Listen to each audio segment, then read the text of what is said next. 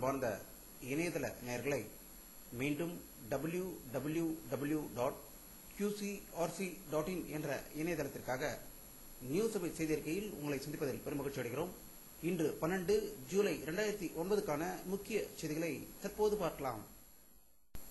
தலைமை தேர்தல் அதிகாரி திரு நரேஷ் குப்தா அவர்கள் வெளியிட்டுள்ள ஒரு செய்தியறிக்கையில் 5 சட்டசபை தொகுதிகளுக்கான இடைத்தேர்தல் தேதி ஓரிரு நாளில் அறிவிக்கப்படும் என்று செய்தி வெளியிட்டிருப்பதாக சென்னையிலிருந்து தகவல்கள் வெளிவந்து கொண்டிருக்கிறது.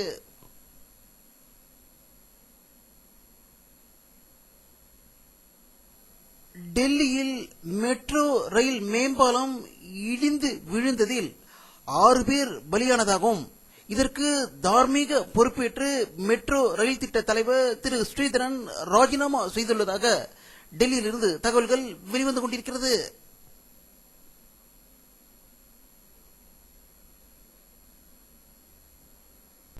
தமிழக முதல்வர் கருணாநிதியின் வலது கரமாகவும் சட்டசபையில் எதிர்க்கட்சியினரை மிரட்டி பேசாமல் அமர செய்வது, மீறினால் சபையை விட்டு வெளியே செல்லுங்கள் என்று சட்டசபை சபாநாயகர் போன்று செயல்படுவது போன்ற வீர செயல்களில் ஈடுபட்டு வந்த பொதுப்பணித்துறை அமைச்சர் திரு துரைமுருகன் அவர்களின் பொதுப்பணித்துறை அமைச்சர் பதவியை திரு தமிழக முதல்வர் அவர்கள் தன்வசம் வைத்துக் கொண்டதாகவும் சட்டத்துறையை ஒண்டி பார்த்தால் போதும் என்று கவர்னர் மூலம் செய்தி வெளியிட்டிருப்பதாக சென்னையிலிருந்து செய்திகள் வெளிவந்து கொண்டிருக்கிறது.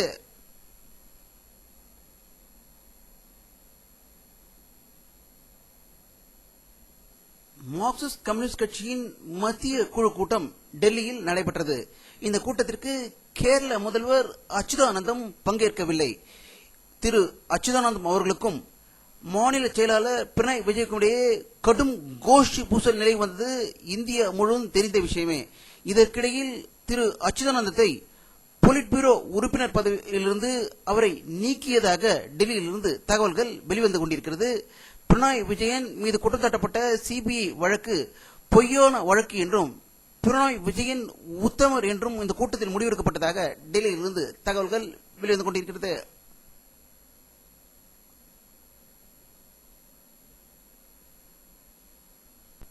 மகாராஷ்டிரா மாநிலத்தில் டாக்டர்கள் கடந்த 5 நாட்களாக வேலை நிறுத்த போராட்டத்தில் ஈடுபட்டு வந்தார்கள்.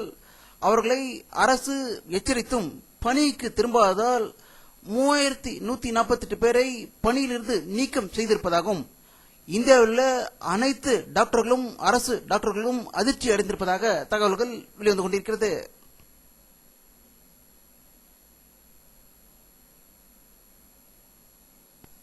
பாரத பிரதமர் திரு மன்மோகன் சிங் அவர்கள் பிரான்ஸ், எகிப்து நாடுகளுக்கு பயணம் மேற்கொள்ள இருப்பதாகவும் திங்கட்கிழமை அவர் அங்கு புறப்பட்டு செல்ல இருப்பதாக டெல்லியிலிருந்து தகவல்கள் வெளிவந்து கொண்டிருக்கிறது.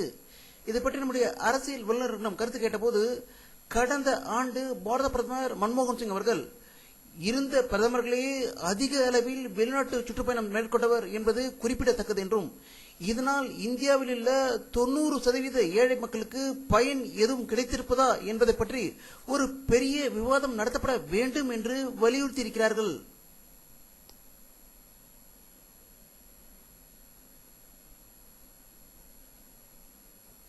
இந்திய எல்லை பாதுகாப்பு படையில் 1000 பெண் காவலர்களை பணியில் அமர்த்த இருப்பதாக டெல்லியில் இருந்து தகவல்கள் வெளிவந்து கொண்டிருக்கிறது.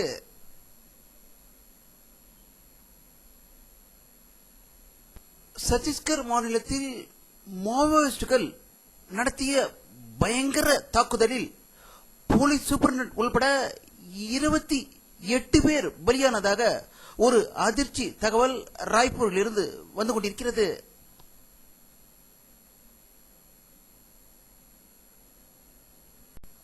பாலஸ்தீன அரசு வெளியிட்டுள்ள ஒரு செய்தி அறிக்கையில், அமெரிக்காவும் இஸ்ரேலும் ஒன்றிணைந்து எங்களுக்கு அளிக்கும் திட்டங்களை நாங்கள் நிராகரிக்கிறோம் என்று கூறியிருப்பதாக பாலஸ்தீனத்திலிருந்து செய்திகள் வெளிவந்து கொண்டிருக்கிறது.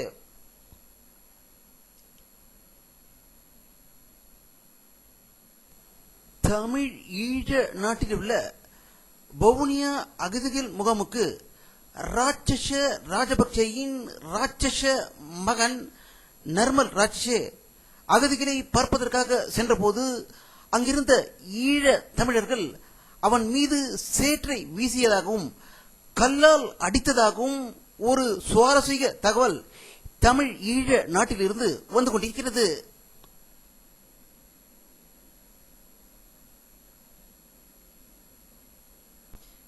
சைனாவில் இரு பிரிவினரிடையே ஏற்பட்ட பயங்கர மோதலில் 200க்கும் மேற்பட்டோர் உயிர் இழந்ததாக தகவல் வந்த நிலையில் 2000க்கும் மேற்பட்டோர் படுகாயம் அடைந்திருப்பதாக பீஜிங்கில் இருந்து தகவல்கள் வெளிவந்து கொண்டிருக்கிறது.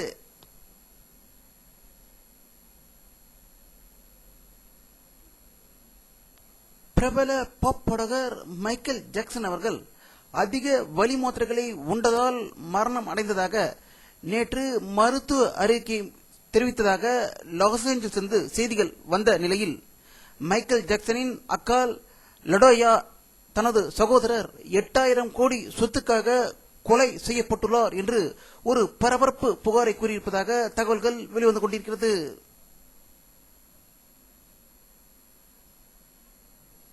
விண்வெளி ஆராய்ச்சி மையத்தில் உள்ள ஜப்பானின் ஆராய்ச்சி கூடத்திற்கு தேவையான சில முக்கிய பாகங்களை எடுத்துக்கொண்டு நாசா எண்டவர் விண்கலம் ஞாயிற்றுக்கிழமை புறப்பட தயாராக இருப்பதாக கெனடி ஏவுகணை தளத்திலிருந்து செய்திகள் வெளிவந்து கொண்டிருக்கிறது.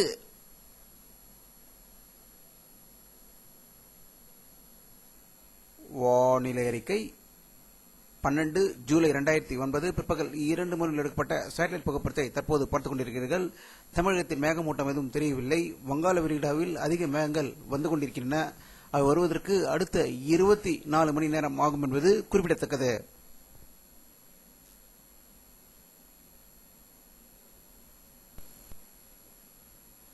இத்துடன் இந்த செய்தி அறிக்கை நிறைவடைகிறது. மீண்டும் நியூஸ் தமிழ் செய்தி அறிக்கையில் உங்களை சந்திக்கும் வரை உங்களிடமிருந்து விடைபெறுவது உங்கள் கே பாலாஜி. நன்றி.